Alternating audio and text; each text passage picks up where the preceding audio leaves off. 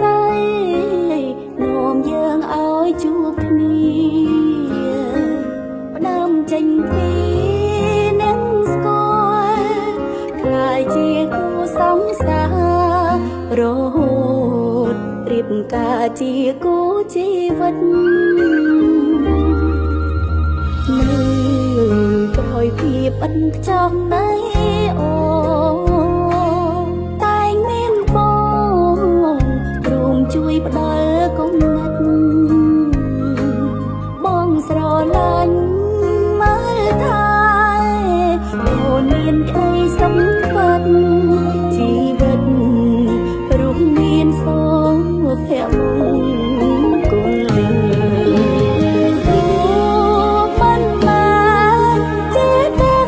ជាសេះសតែល្អនឹងពីវ័យអូនប្រាថ្នារឿងសំខាន់ទីមួយបងគឺគ្រួសារសូមឲ្យរៀបរាល់ល្អរហូតដល់ជុំភ្លៀងធំព្រមឆ្លងរួមគ្នា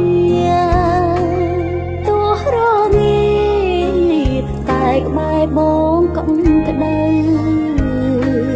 សូមរក្សាចិត្តស្មោះឲ្យអតកូនចៅទុំនៅ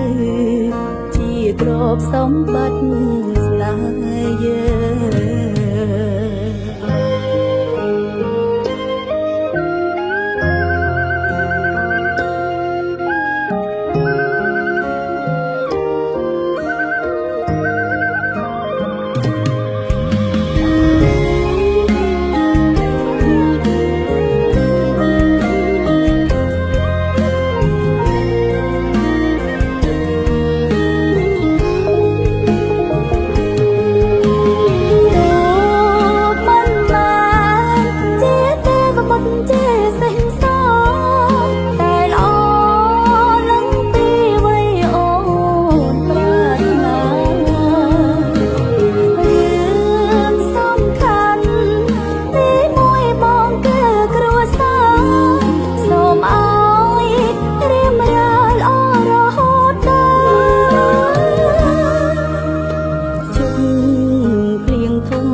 ឆ្លងរួមគ្នា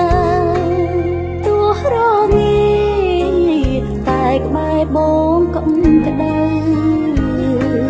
សូមរក្សាចិត្តស្មោះឲ្យអតកូនចៅទុំនៅជាទ្រព្យសម្បត្តិស្នេហ៍យើងទុកនៅជាទ្រព្យសម្បត្តិ